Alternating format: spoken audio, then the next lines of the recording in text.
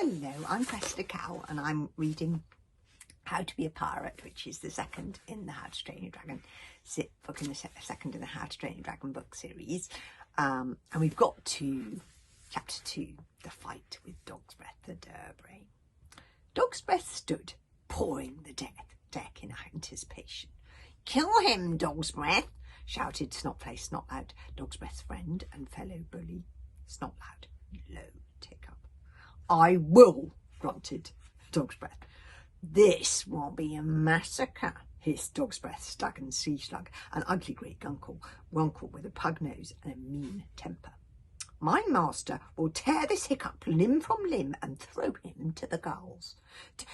"Don't bet on it," said Toothless without a lot of conviction, and he gave Sea Slug a sharp nip with his sharp little jaws before scrambling for cover underneath one of the rowing benches. Hiccup edged forwards towards the hulking figure of Dog's Breath, swallowing hard.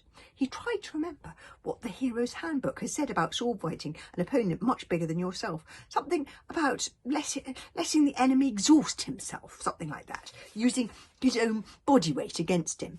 "Don't let him catch you," said Toothless, appearing for a moment from underneath the bench and then diving back into his hiding place as Sea Slug lunged at him with a crunching crash of razor-sharp teeth. Hiccup stepped forward lightly and calmly, looking Dog's Breath straight in the mean, piggy little eyes. There's Dog's Breath. Dog's Breath grinned nastily at him and aimed a huge flailing swipe at his head. Hiccup ducked. "Yay, Hiccup!" cheered Fishlegs. "That's the way to do it." Dog's Breath looked rather surprised. He swiped at Hiccup again, even more violently, and again Hiccup ducked. This time he was so quick about it that Dog's Breath staggered and nearly lost his footing. "Hiccup, Hiccup, Hiccup!" yelled most of the boys. Hiccup was popular with the other boys at the time because a month before he had single-handedly killed a sea dragon that threatened the whole tribe. We read about that in book 1. Hiccup felt a little bubble of happiness somewhere inside him. This was great. "Oh, look, he thinks it's going to be fine."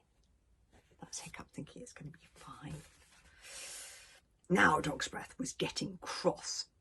He snorted furiously and lunged forward straight at Hiccup's heart. Hiccup dodged nimbly out of the way and slipped on a slimy piece of the deck, and Dog's Breath reached out one meaty hand and grabbed Hiccup by the back of the shirt and caught him. This was not so great. "Okay," thought Hiccup, "so he's caught me. What do I do now then?" Toothless burst out from underneath the bench and hovered for a second or 2 inches from Hiccup's nose, shrieking, "Submit! Submit! Submit!" at the top of his voice before zooming back to safety. "I can't submit," said Hiccup indignantly. "I'm supposed to be this pirate hero. Pirates don't submit." "Oh, goody," said Dog's Breath happily before whacking Hiccup briskly on the helmet a few times with his sword. Hiccup tried to stop him, but each time he was too slow to protect himself. "This is just embarrassing," thought Hiccup as Dog's Breath sword clanged off his helmet for the 3rd time. "Time to try a few moves." He had a go at the destroyer's defence. He could see himself in his mind's eye, elegant, stylish. But when his brain tried to tell his arm what to do, his arm responded in this clumsy, fumbling way, and Dog's Breath grabbed hold of the fancy Swift-Point square maker and threw it over the side and into the ocean. There were hoots and jeers from the watching Vikings. Fishlegs and Toothless winced. "Toothless can't look," said Toothless, with his wings over his eyes. "Submit, you stupid human." That's Dog's Breath the Durbrain, looking very pleased with himself. "What are you going to do, Hiccup?" sneered Snotlout. "Fight him with your bare hands or submit?" "No way," said Hiccup stubbornly. Dog's Breath moved in for the kill with a few breath-quenching jabs to the stomach. "Oh, for Thor's sake, Hiccup!" yelled Gobber in exasperation. "You're fighting like an infant. You're not going to get anywhere by lying on the floor groaning. Bite him on the ankle or something." "He's useless," crowed Snotlout gleefully. "Hiccup the useless, didn't I tell you? All that dragon killing last month was just a fluke. Useless, useless, useless." Boys are very fickle. Hiccup's popularity vanished on the spot. They started chanting, "Useless, useless, useless." The dragons joined in eagerly. "Scratch his eyes out," switched Frightful Claw. "Tear his wings off," howled Fireworm. "Submit," moaned Toothless. With a snort of satisfaction, Dog's Breath threw away his own sword and got down to the business. He really enjoyed hand-to-hand combat.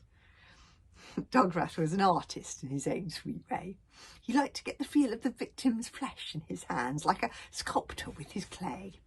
Dog's Breath began by sitting on Hiccup, to the large cheers of the rest of the boys. He followed up by scrunching Hiccup's face into the deck and twisting his ear at the same time. "Oh, suffering Scallop," said Fishlegs, shutting his eyes. "I can't watch this." "You can still do it, Hiccup," he shouted. "Use his body weight against him." "And just how?" inquired Hiccup out of one corner of his smushed mouth. "Am I supposed to do that with him sitting on top of me?" Whilst everybody was concentrating on watching this massacre, Snotlout sneakily picked up Dog's Breath's sword and removed the wooden case. So that meant that they weren't protected anymore. The sword wasn't protected. I cannot believe that Snotlout did that. "Submit, submit, submit!" yelled Dog's Breath, gleefully bouncing up and down. "No," said Hiccup. "Maybe Hiccup is going to start crying," crowed Snotlout. "Useless, useless, useless!" chorused the boys. Toothless emerged from beneath Waterhog's bench. He looked left and right for any sign of sea slug, and there, only inches away, was Dog's Breath's quivering bottom. It was too tempting. Toothless unlocked his jaws as wide as they would go. There is the wobbling bottom, and there is Toothless unlocking his jaws. As his name suggests, Toothless was entirely fang-free, but his hard little gums could slice through the shell of an oyster and crush the claws of a crab. He leapt forward and bit the wobbling rear end as hard as he could. Oh dear, I don't think that was very helpful, really. "Ow!" yelled Dog's Breath, yet letting go of Hiccup, who scrambled out of his way as quickly as he could. Now Dog's Breath was really, really mad. He grabbed hold of his sword, not realising or caring that it no longer had a wooden case on it, and lunged wildly at Hiccup. Hiccup leapt out of the way, but the sharp point of the blade pierced his shirt and cut a neat slice out of it. "Uh-oh," said Hiccup, suddenly realising he was in big trouble. "Dog's Breath, your sword has lost its..." But Dog's Breath wasn't listening. He gave a roar of maddened fury and made a great slashing swipe at Hiccup's head. Hiccup ducked, and the wickedly sharp blade buried itself in the mast of the boat, slicing the tip off one of the horns on Hiccup's helmet in the process. And if you notice, Hiccup from then on always has one tip of his helmet off. "Stop!" cried Hiccup from behind the mast, as Dog's Breath lunged furiously at his sword to pull it free. "Your sword has lost its case. You're going to kill me!" But Dog's Breath was so angry he could not hear a thing. He gave a great heave with his mighty muscles, and the sword jerked free so suddenly that the poor brute sat down heavily on his bottom, just on that tender spot where Toothless had taken a big chunk out of it. "Yow!" yelled Dog's Breath. Laughed the boys. Dog's Breath staggered to his feet as mad as a harpooned whale. He threw himself at Hiccup with great bellows of fury, and although Hiccup managed to avoid him again, this time he slipped over in the process, and Dog's Breath pinned him down with one giant hand, and he lifted his sword above his head with the other. "Don't do it!" shouted Hiccup desperately, but Dog's Breath's eyes were full of the joys of battle, and he began to swing the blade downwards to Hiccup's chest. And that would have been the end of Hiccup if it hadn't been for the extraordinarily lucky coincidence that at that very moment the ship lurched queasily upwards on the next giant wave, rolled for a second on the brim, and plunged hysterically downwards, straight onto a large floating object that instantly hauled the boat. "Abandon the ship!" shrieked Fireworm, and 13 dragons rose into the air like gigantic bats. Dragons are only loyal to their masters up to a certain point.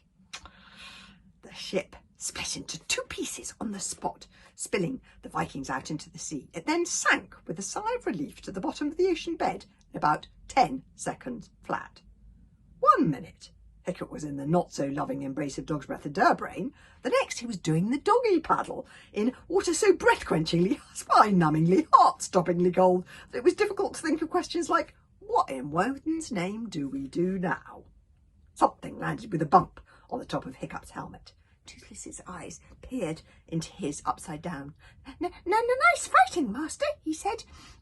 Now, where's my lunch?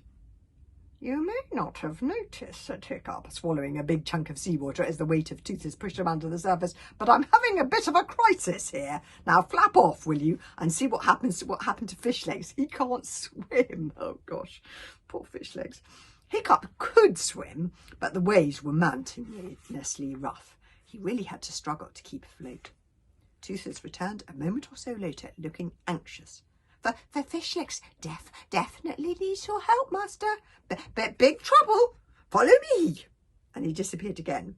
Hiccup was just thinking, well, I don't know what in Valhalla he thinks I can do about it, when a miracle occurred. Oh, thank goodness. And chapter 3 is called A Chance in a Million. But we'll have to listen to that